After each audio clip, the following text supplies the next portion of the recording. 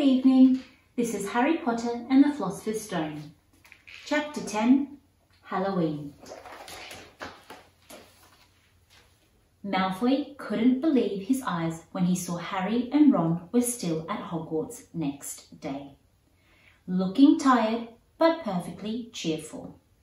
Indeed, by the next morning, Harry and Ron thought that meeting the three-headed dog had been quite an excellent adventure, and they were keen to have another one.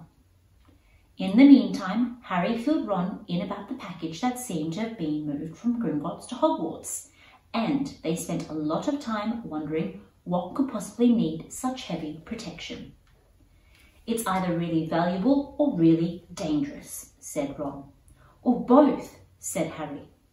But as all they knew for sure about the mysterious object was that it was about 2 inches long, they didn't have much of a chance of guessing what was without further clues. Neither Neville or Hermione showed the slightest interest in what lay underneath the dog and the trapdoor. All Neville cared about was never going near the dog again. Hermione was now refusing to speak to Harry and Ron, but she was such a bossy know-it-all that they saw this as an added bonus. All they really wanted now was a way of getting back at Malfoy, and to their delight, just such a thing arrived with the post about a week later. As the owls flooded into the great hall as usual, everyone's attention was caught at once by a long, thin package carried by 6 large screech owls. Harry was just as interested as everyone else to see what was in the large parcel, and was amazed when the owls soared down and dropped it right in front of him, knocking his bacon to the floor. They had hardly fluttered out of the way when another owl dropped a letter on top of the parcel. Harry ripped open the first letter, which was lucky because it said, "Do not open the parcel at the table. It contains your new Nimbus 2000, but I don't want everybody knowing you've got a broomstick or they'll all want one. Oliver Wood will meet you tonight on the Quidditch pitch at 7 o'clock for your first training session. Professor Mcgonagall." Harry had difficulty hiding his glee as he handed the note to Ron to read. "A Nimbus 2000? Ron moaned enviously. "I've never even touched one." They left the hall quickly, wanting to unwrap the broomstick in private before their first lesson. But halfway across the entrance hall, they found the way upstairs was barred by Crabbe and Goyle. Malfoy seized the package from Harry and felt it. "That's a broomstick," he said, throwing it back at Harry with a mixture of jealousy and spite on his face. "You'll be the first time, Potter. First years aren't allowed them." Ron couldn't resist it. "It's not any old broomstick," he said. "It's a Nimbus 2000. What did you say you've got at home, Malfoy? A Comet 260? Ron grinned at Harry. "Comets look flashy, but they're not the same league as the Nimbus." "What would you know about it, Weasley? You couldn't afford half the handle," Malfoy snapped back. "I suppose you and your brothers have saved up twig by twig." Before Ron could answer, Professor Flitwick appeared at Malfoy's elbow. "Not arguing, I hope, boys," he squeaked. "Potter's been sent a broomstick, Professor," Malfoy said quickly. Yes, that's right," said Professor Flitwick, beaming at Harry. "Professor McGonagall told me all about the special circumstances, Potter. And what model is it?" "A Nimbus 2000, sir," said Harry, fighting not to laugh at the look of horror on Malfoy's face. "And it's really thanks to Malfoy here that I've got it," he added. Harry and Ron headed upstairs, smothering their laughter at Malfoy's obvious rage and confusion. "Well, it's true," Harry chortled as they reached the top of the marble staircase. "If he hadn't stolen Neville's Remember-All, I wouldn't be in the team." "So I suppose you think that's a reward for breaking the rules," came an angry voice from just behind them. Hermione was stomping up the stairs, looking disapprovingly at the package in Harry's hand. "I thought you weren't speaking to us," said Harry. "Yes, don't stop now. It's doing us so much good," Ron said. Hermione marched away with her nose in the air. Harry had a lot of trouble keeping his mind on his lessons that day. It kept wandering up to the dormitory where his new broomstick was lying under his bed, or straying off to the Quidditch pitch where he'd been learning to play that night. He bolted his dinner that evening without noticing what he was eating, and then rushed upstairs with Ron to unwrap the Nimbus 2000 at last. Whoa, Ron sighed, as the broomstick rolled onto Harry's bedspread.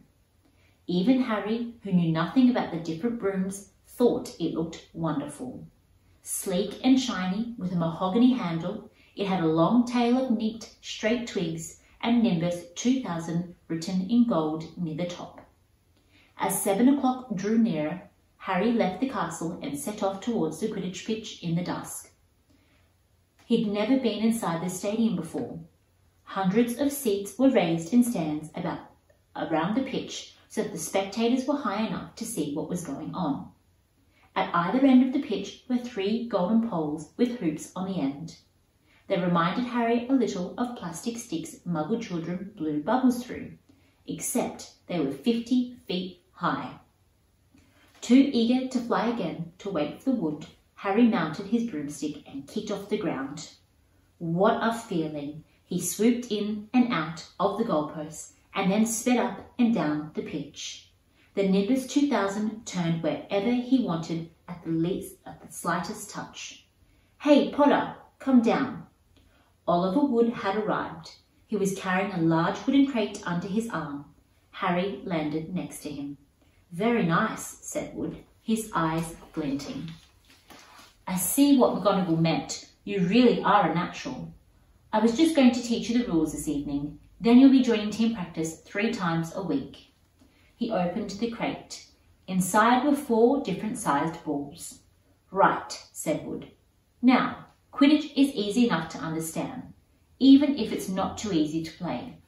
There are 7 players on each side. 3 of them are called chasers.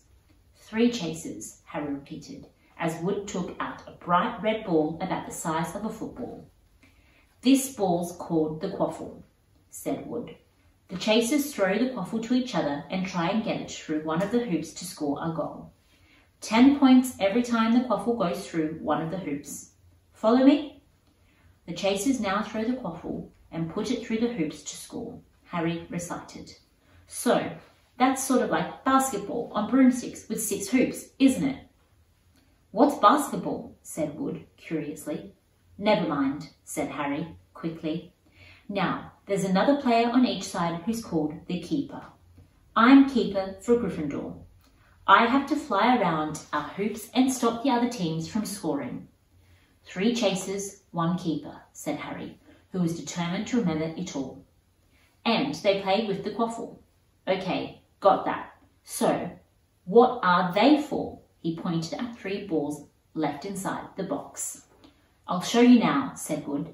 Take this. He handed Harry a small club, a bit like a rounder's bat. I'm going to show you what the bludgers do, Wood said. These 2 are the bludgers. He showed Harry 2 identical balls, jet black and slightly smaller than the red quaffle.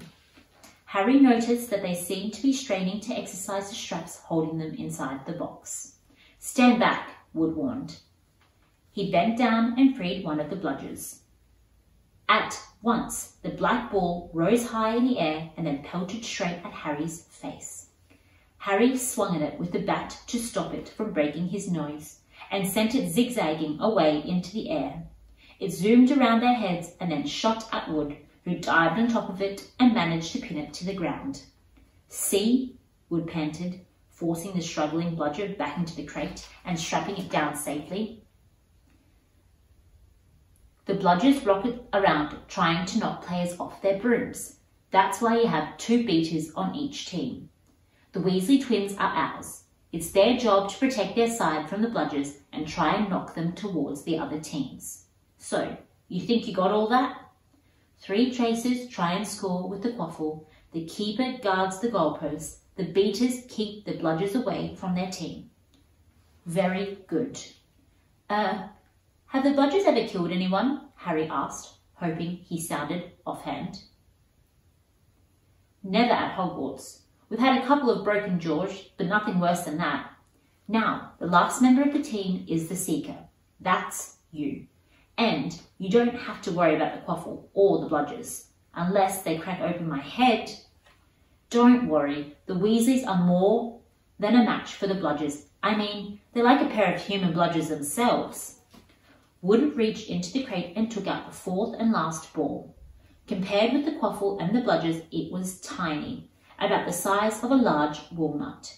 It was bright gold and had little fluttering silver wings. This, said Wood, is the golden Snitch, and it's the most important ball of the lot. It's very hard to catch because it's so fast and difficult to see. It's a seeker's job to catch it. You've got to weave in and out of the chasers, beaters, bludgers, and quaffle to get it before the other team's seeker, because whichever seeker catches the Snitch first wins his team an extra 150 points.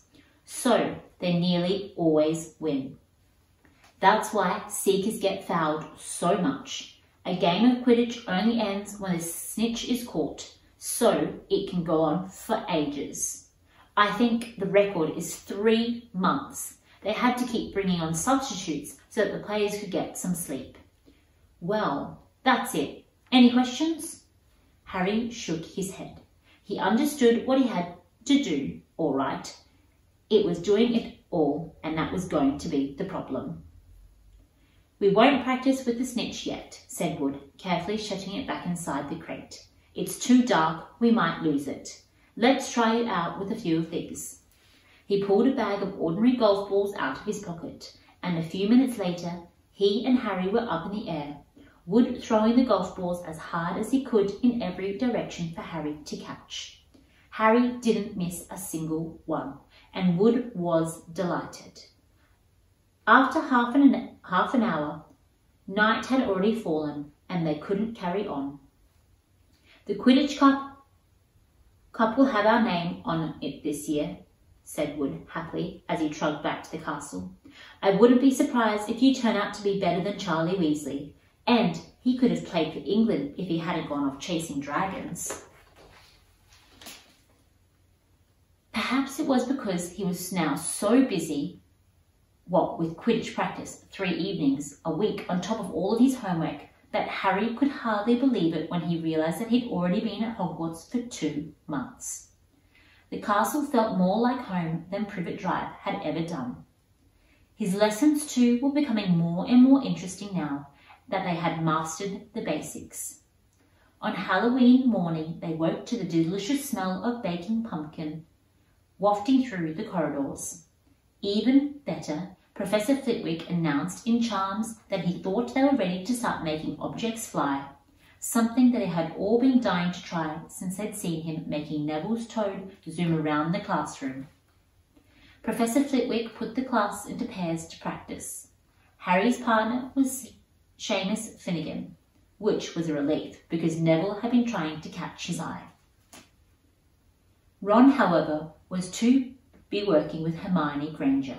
It was hard to tell whether Ron or Hermione were angrier about this. She hadn't spoken to either of them since the day Harry's broomstick arrived. Now, don't forget the nice wrist move. We've been practicing, squeaked Professor Flitwick, perched on top of his pile of books as usual. Swish and flick, remember? Swish and flick. And saying the magic words properly is very important too. Never forget Wizard Barafio, who said "ss" instead of "pff," and found himself on the floor with a buffalo on his chest. It was very difficult. Harry and Seamus swished and flicked, but the feather they were supposed to be sending skywards just lay on the desktop. Seamus got so impatient that he prodded it with his wand and it set fire. Harry had to put it out with his hat. Ron at the next table wasn't having much more luck. Wingardium Leviosa, he shouted, waving his long arms like a windmill. You're saying it wrong, Harry heard Hermione snap. It's Wingardium Leviosa. Make the ga nice and long. You do it then, if you're so clever, Ron snarled. Hermione rolled up the sleeves of her gown, flicked her wand and said, Wingardium Leviosa. Their feather rose off the desk and hovered about 4 feet above their heads. Oh, well done, cried Professor Flitwick, clapping. Everyone see, Miss Granger's gone and done it. Ron was in a very bad temper by the end of the class. It's no wonder no one can stand her, he said to Harry as they pushed their way into the crowded corridor. She's a nightmare, honestly. Somebody knocked into Harry as they hurried past him. It was Hermione. Harry caught a glimpse of her face and was startled to see that she was in tears. I think she heard you. So, said Ron, but he looked a bit uncomfortable.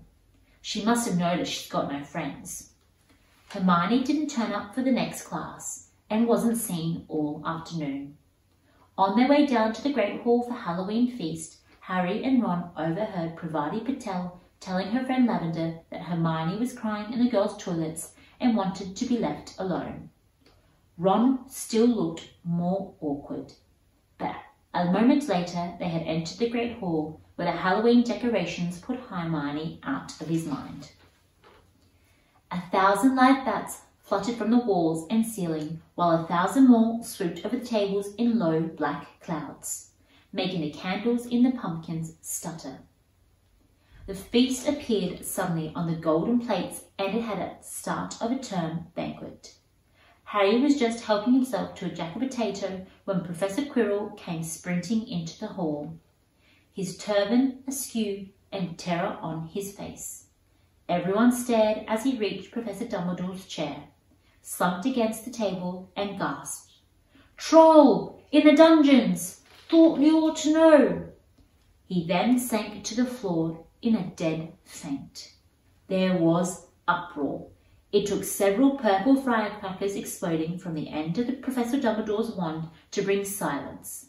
Prefects, he rumbled, lead your houses back to their dormitories immediately. Percy was in his element. Follow me, stick together, first years. No need to fear the troll if you follow my orders. Stay close behind me. Make way, first years coming through. Excuse me, I'm a prefect. How could a troll get in? Harry asked as they climbed the stairs. Don't ask me. They're supposed to be really stupid. Maybe Peeves let it in for a Halloween joke. They passed different groups of people hurrying in different directions. As they jostled their way through a crowd of confused Hufflepuffs, Harry suddenly grabbed Ron's arm. I've just thought. Hermione! What about her? She doesn't know about the troll. Ron bit his lip. Oh, all right, he snapped. But Percy better not see us. Ducking down, they joined the Hufflepuffs, going the other way, slipped down a deserted side corridor, and hurried off towards the girls' toilets. They had just turned the corner when they heard quick footsteps behind them. Percy, hissed Ron, pulling Harry behind a large stone griffin. Peering around it, however, they saw not Percy, but Snape. He crossed the corridor and disappeared from view. What's he doing? Harry whispered. Why isn't he down in the dungeons with the rest of the teachers? Search me. Quietly as possible, they crept along the next corridor after Snape's fading footsteps. He's heading for the 3rd floor, Harry said, but Ron held up his hand. Can you smell something? Harry sniffed, and a foul stench reached his nostrils, a mixture of old socks and the kind of public toilet no one seems to clean. And then they heard it, a low grunting and the shuffling of footfalls of gigantic feet. Ron pointed at the end of the passage to the left. Something huge was moving towards them. They sank into the shadows and watched as it emerged into the patch of moonlight.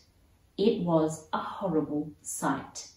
12 foot tall, its skin was dull, granite grey, its great lumpy body like a boulder with its small broad head perched on the top like a coconut. It had short legs, thick as tree trunks, with flat, horny feet. The smell coming from it was incredible. It was holding a huge wooden club which dragged along the floor as its arms were way too long. The troll stopped next to the doorway and peered inside. It waggled its long ears, making up its tiny mind, then slouched slowly into the room. "The key's in the lock," Harry muttered. "We could lock it in." "Good idea," said Ron nervously. They edged towards the open door, mouths drying, praying the troll wasn't about to come out of it. With one great leap, Harry managed to grab the key, slam the door, and lock it. Yes! Flushed with their victory, they started to run back up the passage. But as they reached the corner, they heard something that made their hearts stop. A high, petrified scream, and it was coming from the chamber they'd just locked up. "Oh no," said Ron, pale as the Bloody Baron. "It's the girls' toilets," Harry gasped. "Hermione," they said together. It was the last thing they wanted to do, but what choice did they have? Wheeling around, they sprinted back to the door and turned the key. Fumbling in their panic, Harry pulled the door open. They ran inside. Hermione Granger was shrieking against the wall opposite, looking as if she was about to faint. The troll was advancing on her, knocking the Sphinx off the walls as it went. "Confuse it," Harry said desperately to Ron, and seizing a tap, he threw it as hard as he could against the wall. The troll stopped a few feet from Hermione. It lumbered around, blinking stupidly, to see what had made the noise. Its mean little eyes saw Harry. It hesitated, then made for him instead, lifting its club as it went. "Oi, pea brownie!" yelled Ron from the other side of the chamber, and he threw a metal pipe at it. The troll didn't even seem to notice the pipe hitting its shoulders, but it heard the yell and paused again, turning its ugly snout towards Ron instead, giving Harry time to run around it. "Come on, run, run!" Harry yelled at Hermione, trying to pull her towards the door, but she couldn't move. She was still flat against the wall, her mouth open with terror. The shouting and the echoes seemed to be driving the troll berserk. It roared again and started towards Ron, who was the nearest and had no way to escape. Harry did something that was both very brave and very stupid. He took a great running jump and managed to fasten his arms around the troll's neck from behind.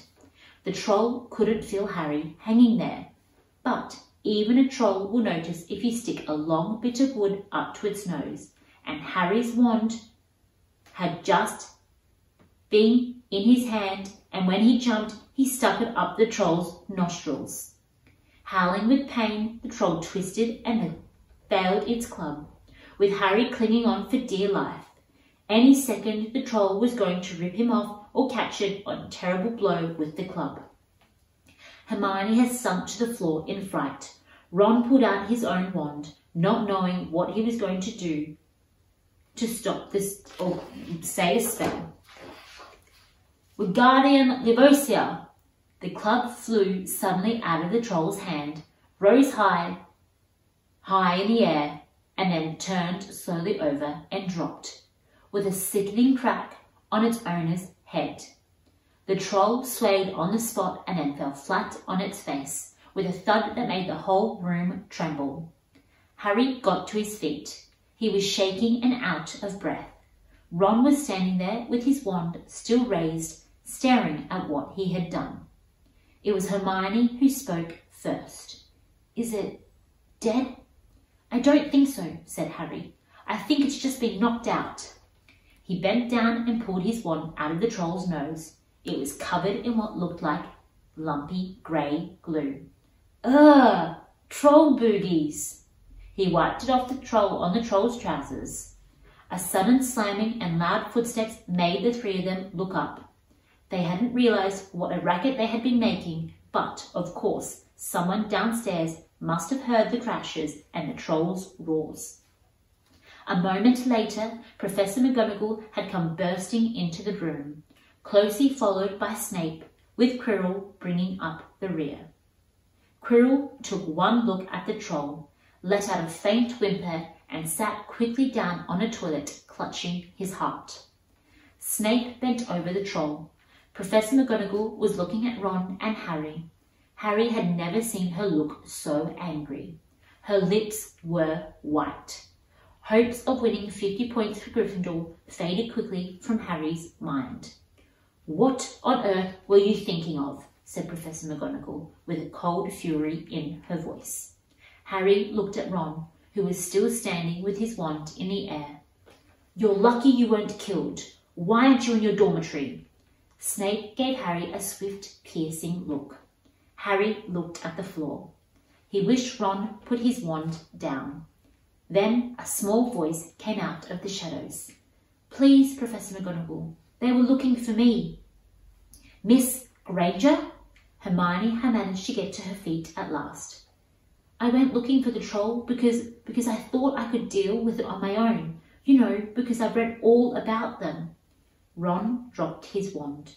Hermione Granger telling a downright lie to a teacher? "If they hadn't found me, I'd be dead now." Harry stuck his wand up its nose and Ron knocked it out with its own club. "They didn't have time to come and fetch anyone. It was about to finish me when they arrived."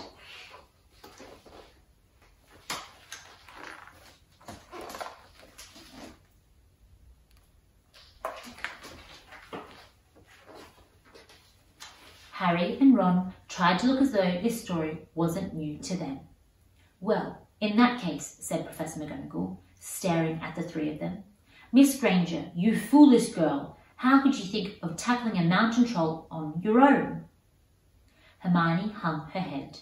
Harry was speechless. Hermione was the last person to do anything against the rules, and here she was pretending she had, to get them out of trouble. It was as if Snape had started handing out sweets.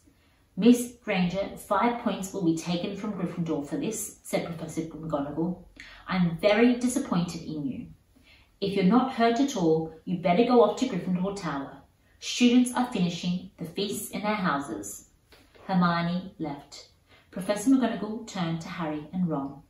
"Well, I still say you were lucky, but not many first years could have taken out a troll on their own. You each win Gryffindor 5 points. Professor Dumbledore will be informed of this. You may go." They hurried out of the chamber and didn't speak at all until they climbed 2 floors up. It was a relief to be away from the smell of the troll, quite apart from anything else. "We should have got more than 10 points, Ron grumbled. 5, you mean? She's taken Hermione's off."